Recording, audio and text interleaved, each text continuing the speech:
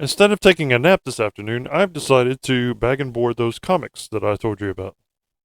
This one? Well, I see I got it in the board, on the board and in the bag. Looks really good in this bag. I love these bags. They're just supposed to be like the more protective kind of bags, and it just comes out looking freaking fantastic. I'm gonna finish taping it. I ran out of tape earlier.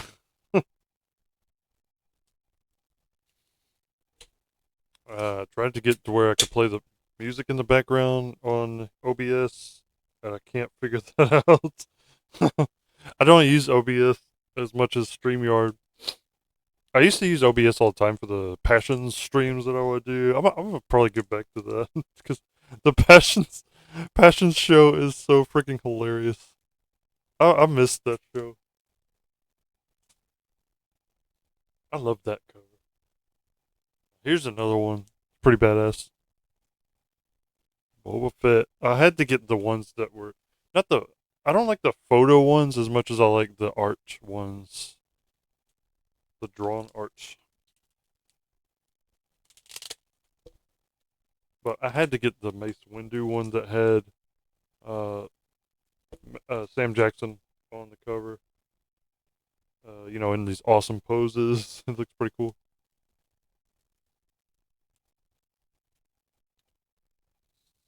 Make sure I grab the right bag. I got the other kind of bag for when I run out of these. I can always replace them later.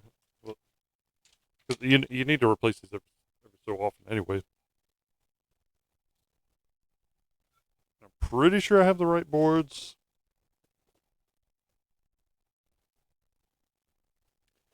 I just don't like when they go to bending so much.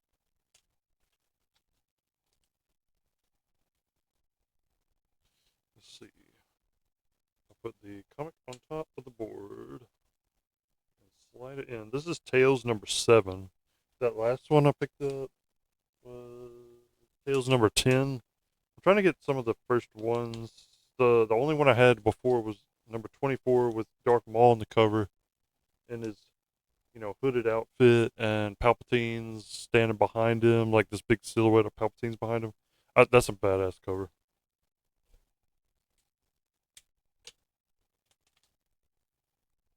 I got that one hanging on the wall. I'm gonna get I, I'm gonna get Ray Park to sign it someday. He was supposed to be at Space Con and I missed him. He had to cancel health reasons. Hopefully the guy's all right. All right, put that one in there. That looks awesome. Yeah, picking up all the glares. You probably hear the rain in the background. It's raining right now. The Wi-Fi was not working, so I just decided to uh, record on OBS so I could just upload this later. This one right here. Yeah. Tails number 13.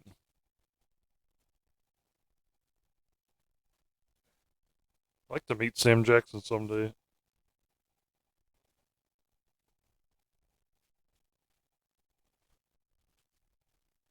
I love hearing him tell the story about how he got into Star Wars. Like, how he got the part. He was, I guess he was always a Star Wars fan and just wanted to be in it in some capacity. So, I guess George Lucas heard him talking about wanting to be in it, like on a talk show, interview, and then George Lucas's people just reached out to him and asked him if he wanted to go to Lucasfilm, to Lucas Ranch, and he went out there and tells them, I just want to be in. I just want to be in the next Star Wars. Like, you can just put me as a stormtrooper, just running by. But then when he got there, somebody asked him to put on these boots and these Jedi robes. He's like, "Wait, I'm a Jedi, huh?" George Lucas already had this big part for him set up, and come to find out, I didn't know this until like years later after seeing the movies. The name Mace Windu was like the first. named character the Luke, like the first name that Lucas came up with for Star Wars. Apparently, that's what I heard anyway. But this this guy becomes such a major character, like the second only to Yoda.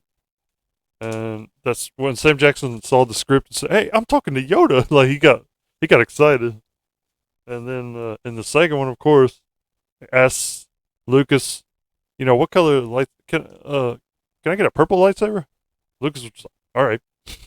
So then it's canon that Mace Windu has a purple lightsaber, which kind of makes sense for his character because it's in between the light and the dark, because the blue traditionally is the light side color saber, the red is the dark, and you mix them together and you get purple. And Mace Windu, okay, he is a light side character, but he does utilize the dark side sometimes in his fighting. His fighting style is called uh, Vapad. I think that's how you pronounce it. Vapad. I've I've heard it pronounced a bunch of different kinds of ways, but there's a whole book about his fighting style and his home planet called Shatterpoint. That if you haven't read it, you need to pick it up and read that. And about his apprentice too, Depa Balaba, who also kind of appears in the comics too a little bit. But this book is mostly about their relationship and the politics of his planet. Haroon Kal, I think it's called. Just a very interesting book, and all about his morality to his his the Jedi code and how he himself abides by it, but at the same time kind of skirts the dark side. Just learns to control his dark side. Just a very interesting character. That I think at first was supposed to be a smaller part, but because of Sam Jackson, you're gonna make it a bigger part. Unless you're Steven Spielberg writing Jurassic Park, directing Jurassic Park. Poor guy. Of course, I don't think in the book Mr. Arnold was that important. I don't remember a whole lot of him in the book. Hammond was more of a bad guy in the book. Like he was more nefarious. He wasn't this lovable, jolly guy, as he's depicted in the. This is the first Tales, by the way. Tales number 1. It's pretty good art.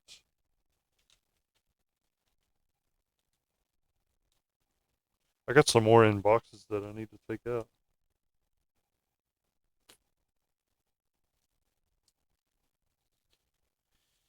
Yeah, this is gonna look good.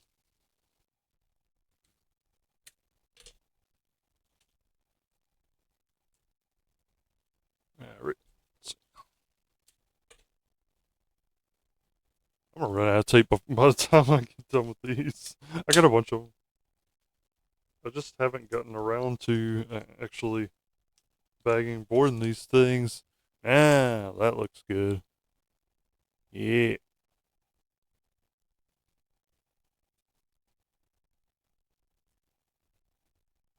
Oh, found some random ones at a comic book store.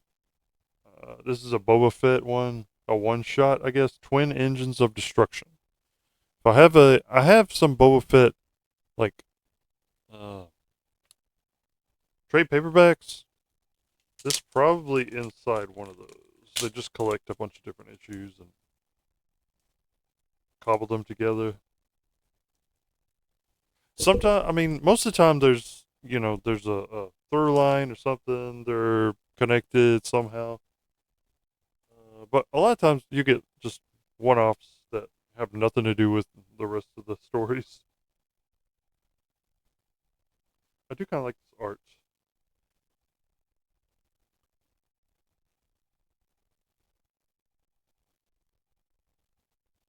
Yeah, look at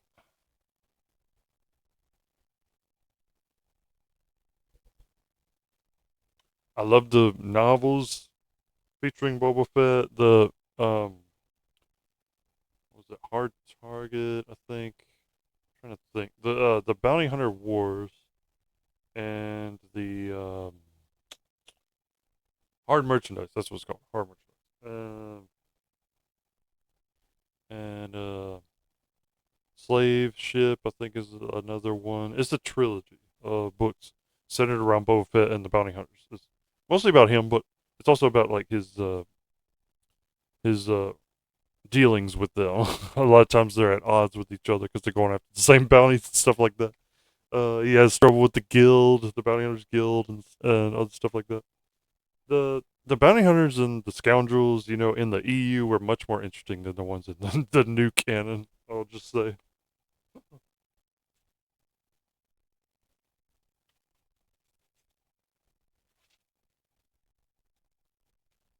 Have much more of a harder edge. His character is developed even more so in the EU novels. I mean, we get a lot of his childhood in the new canon, but that's not really what people were interested in. They wanted to see this guy just kicking ass as a bounty hunter. Uh, he meets his long lost daughter in the EU novels, and then mentors her. He also ends up mentoring Leia and Han's daughter. Uh, just he goes on a journey. I'll just say, like he'd be gone for like a bunch of books, and then just pop up, in another series randomly. Like, oh, I remember it vividly. Like I'm reading this novel, and there's this like the space battle, and all of a sudden Slave One shows up, and I think it was Han Solo was like, wait, is that Boba Fett? That's Boba Fett. It was this what the hell moment. Like, okay, he's back. We all thought he died in the Starlight Pit, but it looks like he's still freaking alive. And there was a whole explanation of him getting out of the Starlight Pit too, like in the EU, Dengar helped him get out because Dengar survived the whole sail barge blowing up too. This I picked up randomly. An Ewok comic. This is the only one I have. Wicket is the main character. Looks like in here. Star Comics. Marvel. 65 cents. This was approved by the Comics Code Authority. He's fighting an ice demon. Looks like Logray's in it too. Logray and Wicket. Man,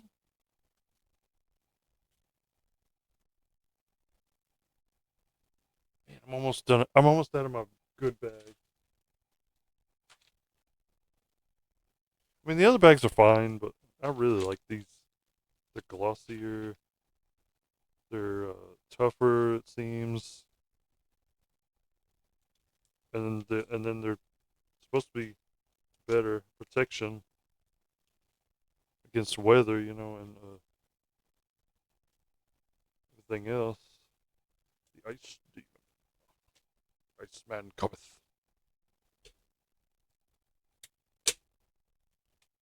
I don't know how long I can go on for this like this, but bear with me. I know I don't have any music or anything playing. I don't have any articles pulled up. It's just me chilling, bagging and boarding comics in the rain. Here we go. How you like that? Yeah, I like the way it glistens. All right, now I gotta open up some of these packages. See what I got. Do not bend.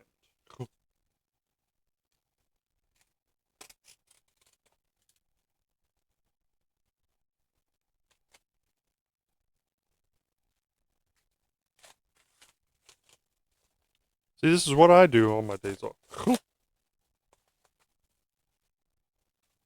Let's see.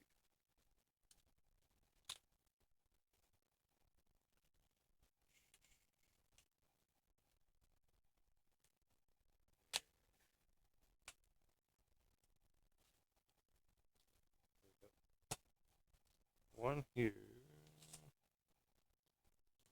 Masking tape and stuff on it.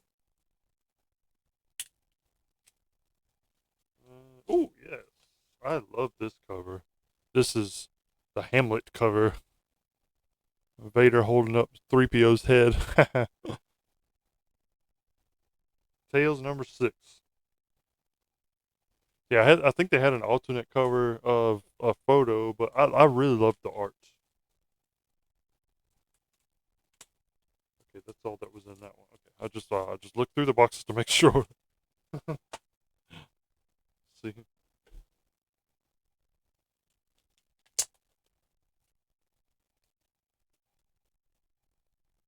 yeah. And I'll show you what's on the back too. Watch this. Spider-Man game. I think it's a game. Oh no, it's a comic. Whether you're a hardcore collector or just wondering what that box of stuff in the attic is worth, WizardWorld.com, I wonder if that's still a thing, has the coolest way to value and track your comics, action figures, and collectible card games. It's called What's It Worth? Trademark. Check your online price guides, drag and drop your items into your portfolio, and we'll track them for you. Up, down, the movers and shakers, you'll stay on top of your collection with real time price updates. I'll have to check out and see if that uh, site is still active or not. I'm sure they got other sites like that now where you can, track your comics values. Like, a lot of times I'll just Google stuff.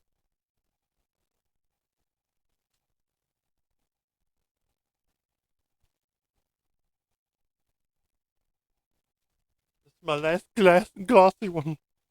but uh, I'm glad this one's going in there. This one is awesome. Love this cover.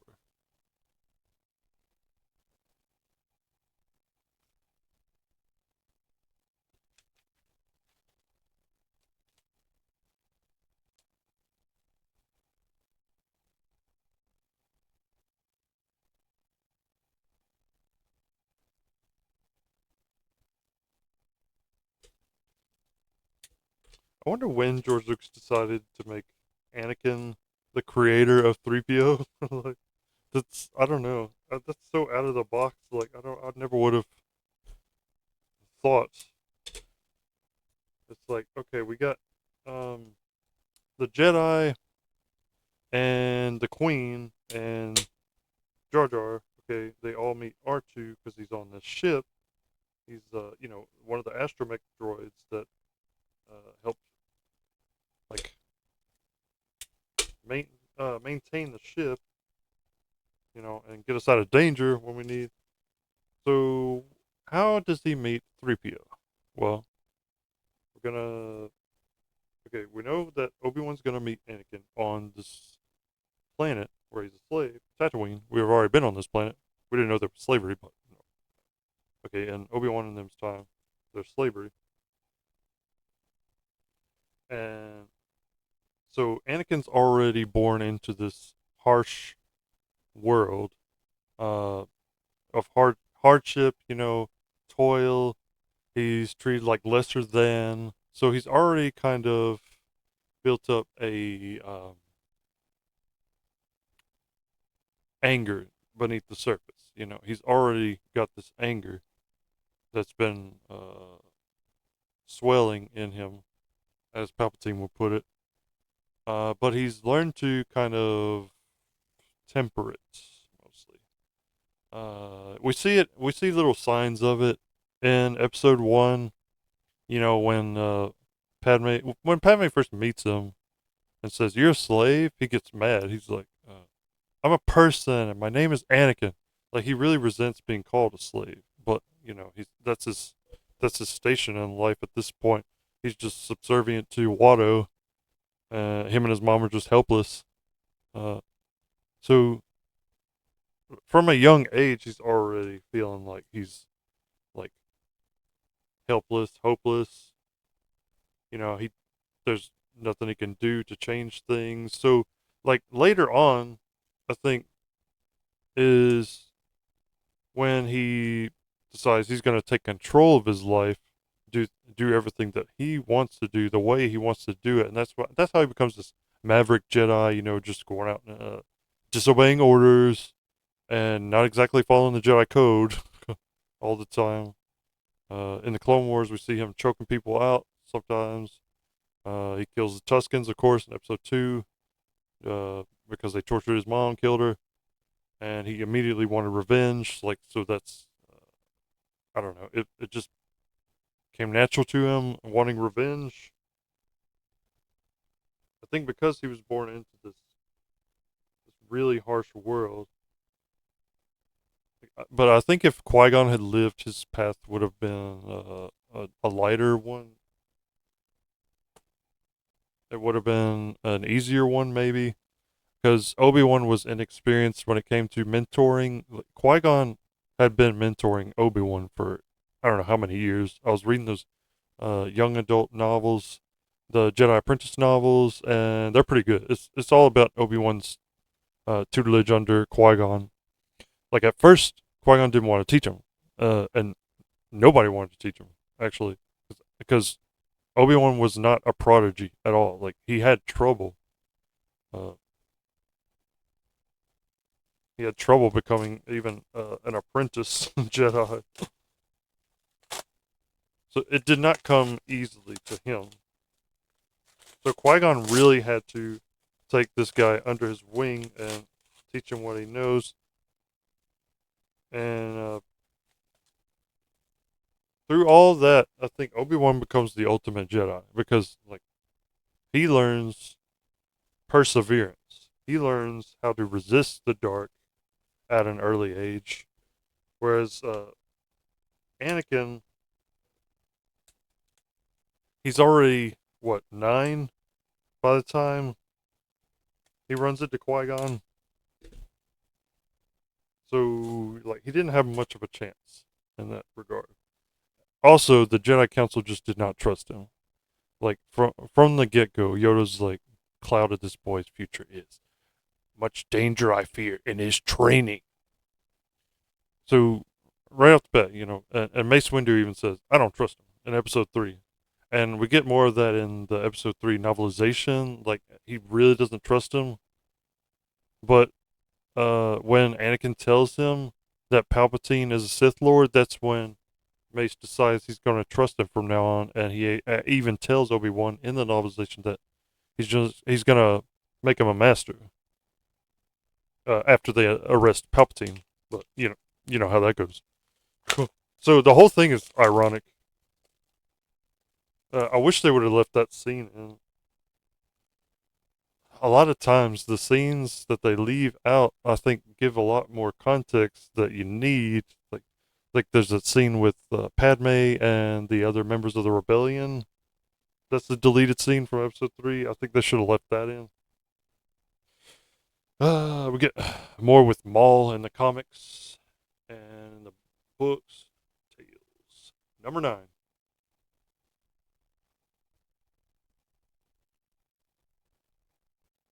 But that's why I think everybody should read these books, these comics. If you're a big Star Wars fan, you'll want to expand your knowledge of this world.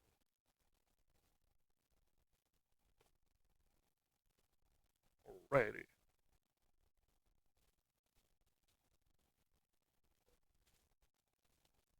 Well, I gotta go to the inferior bags, but it's alright.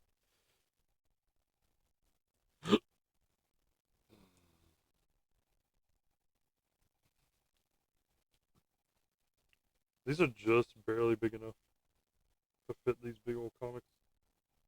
A 64-page long comic.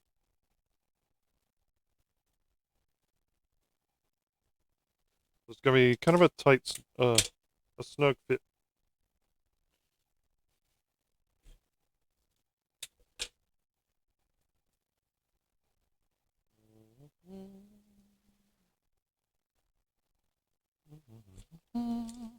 Kind of wish I had gotten a picture with Matthew Wood. Now I got one with Ahmed Best, but I waited so long in that Matthew Wood line. I was just like, I want to get in and get out now. But it was fun though, talking to other Star Wars fans. You know, shooting the breeze.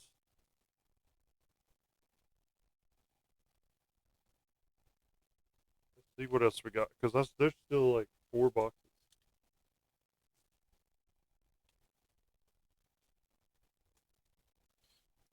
So, on the one hand, my dad thinks I'm nuts for buying all this stuff. On the other hand, he's like, "That's gonna be like, don't don't lose those.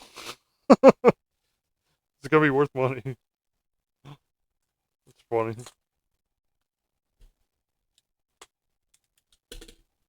Same with the collectibles.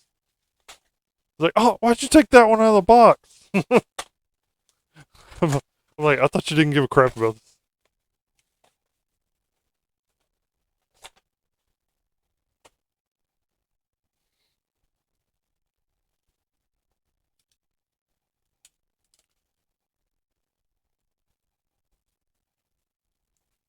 It's not always about monetary value, though. Sometimes this stuff just looks really cool, and you want to hang it up on your wall. Like these legacy covers. I really like these too. Look at that. I need to finish reading Legacy. I haven't read all the volumes. Probably the first 3. That's about Cade Skywalker. Yeah, there's his name. He's a descendant of Luke. So this is set like 150 years after Luke, and he's fighting a character who was in the comics around the Clone Wars times. So this character survived everything, and he's causing trouble later on. Darth Krayt is his Sith name, but his real name is Asharad Het. His dad was a legendary Jedi named Sharad Het. I think it's pronounced Sharad or Sharad. I never know how to pronounce some of these names. But anyways, Tusken Jedi, the only Tusken Jedi, was Sharad Het, and Sharad is a human, but he kind of adopts the Tuscan ways, so he dresses like them. He's got the tattoos on his face, and so later on, though, he falls to the dark side and becomes Darth Krayt, and that's who Cade Skywalker has to fight in the Legacy comic. R2 is still around. Don't know what happened to 3PO. I don't know if they ever explain it, what happened to him, but R2 is in Cade Skywalker's care. Cade is he kind of rejects his Jedi heritage, and he's more of a scoundrel in the beginning.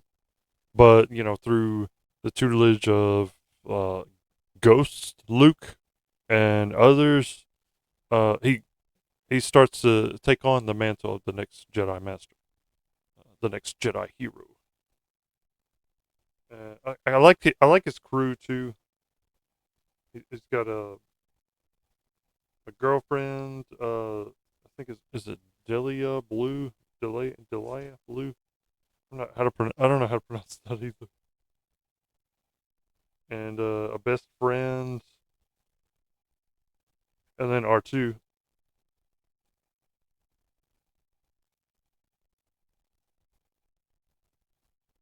I love the art in these. This time around 2006, 2007, the art they had just perfected. I don't know if you can see that real good. Let me see. Find a good. Oh yeah, here. Here's R2. His rockets. Okay,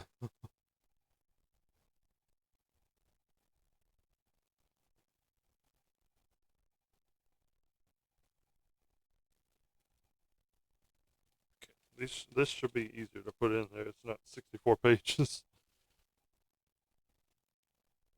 Cade Skywalker, Sith Hunter. This is number 48. I know I bought some more of these. So I want to get the whole set of Legacy. I don't know if I'm gonna get all the tales. Maybe one day. I don't know how many there are exactly.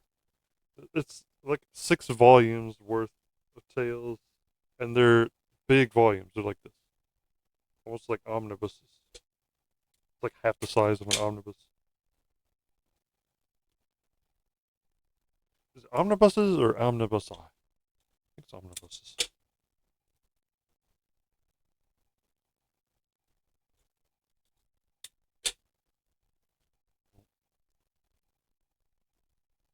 Here we go. Yeah, that looks good too.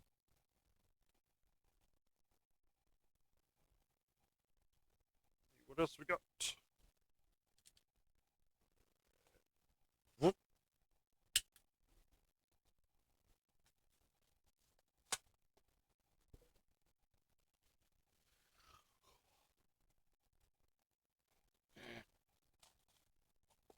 Do not bend. Do not bend.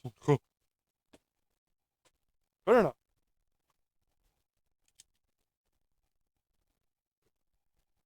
Save.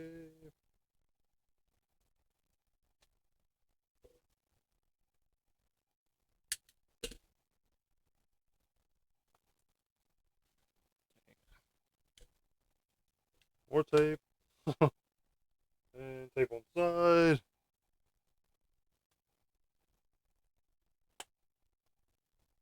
And then it's taped again inside. I'm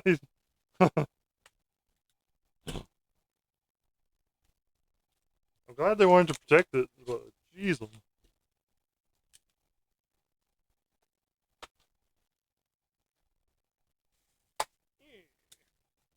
see what else.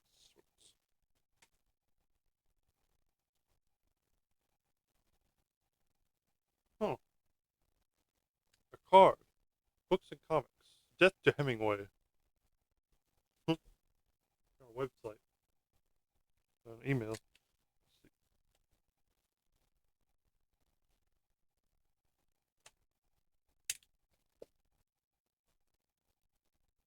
It's still too soon to talk about Hemingway's death. Messed up. Ooh, this some Mandalorian action here. Look, Mandalorian mayhem.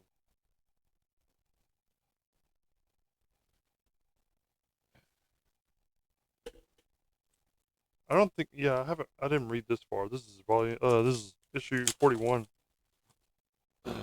This one was only 50 issues. Legacy. You can find the 10 volumes though in trade paperback.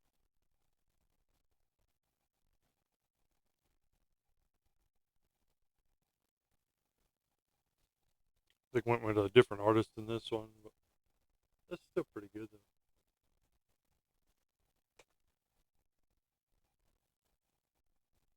Oh, I'm gonna show you this Mandalorian outfit. See that? Oh, that was pretty neat. Black and yellow.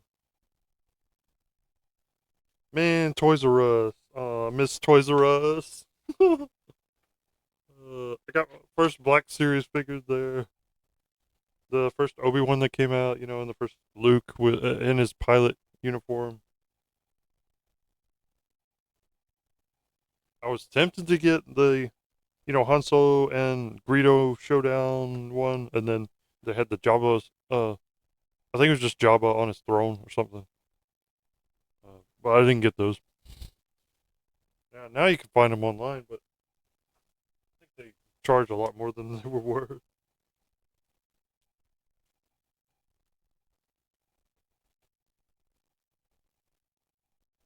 Oh, just money was tighter back then.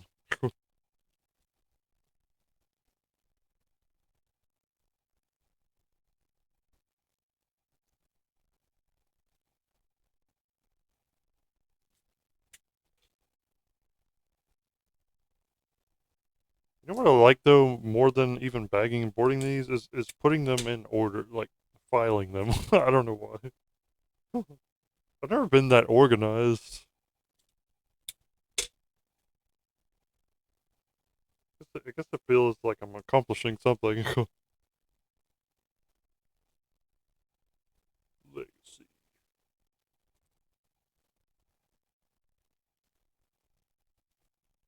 Okay. Let's see. Two more. I wasn't sure if I was gonna go through all of them today, but it's like I will. Do not crush, bend, or fold.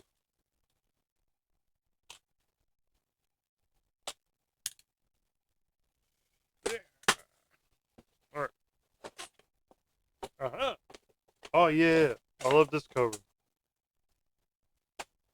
This, it's the last issue. The end of an era.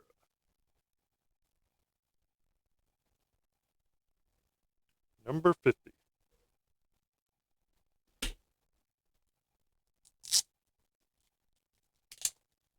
So what I did was I started from the from the end. Well, I did get I was collecting them when they first came out, the legacy ones, but then I just like I lost track of them. I fell off, you know. When they were coming out, there was a Walden Books in the mall, and I'd go there and get them as soon as they come out. But like I couldn't keep up. Couldn't keep up. But now I'm collecting all of them. I don't care.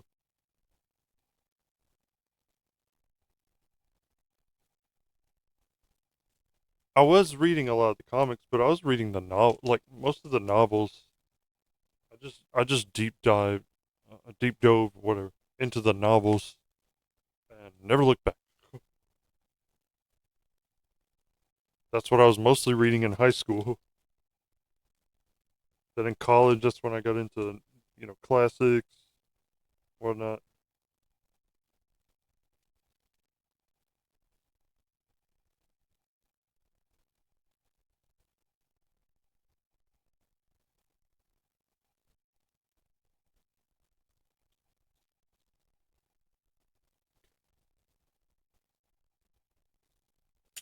I have to get some more of those good bags. These are the cheap ones. I don't think those other ones are that much more than these, but they're just supposed to protect the comics more. All right, that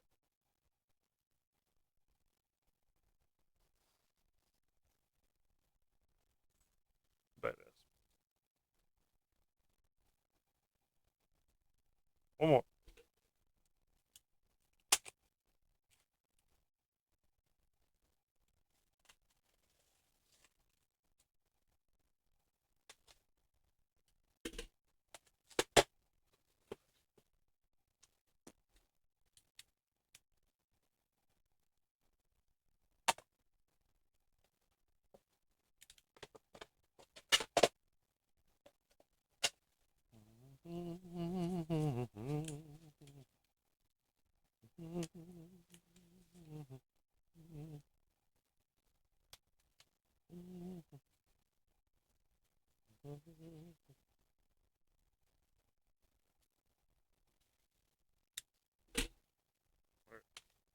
See?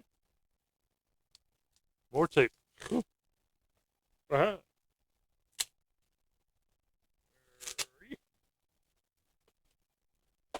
Remember this cover.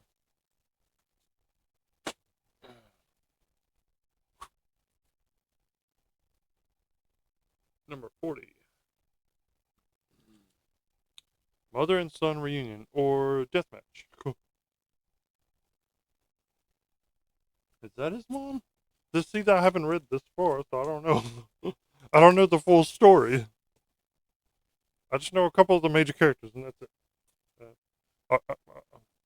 Yeah, I don't remember a whole lot about what happened at the beginning. I do remember that it's like it was in the old days where the Sith are just at each other's throats, and there's all this infighting. So it's like Darth Kratos kind of trying to build up, the Sith as an order again, and he's also the Emperor. Or wait, no, he's not the Emperor. There is an Emperor, but I can't remember if he's a good guy or a bad guy. I know that he's fighting Kratos at some point. I'm gonna have to read this whole thing. I'm gonna have to start from the beginning and read it.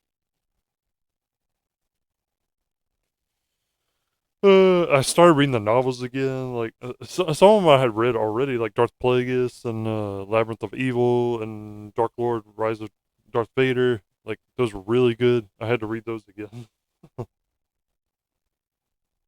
Even better the second time around.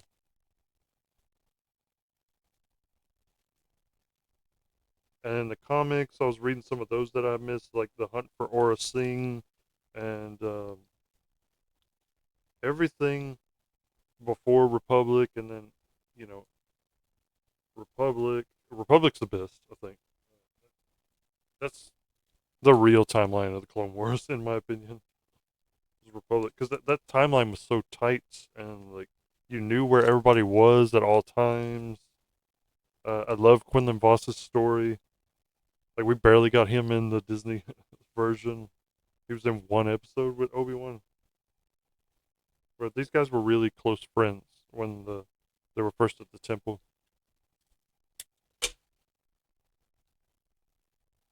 And Quinlan just went on such a good arc.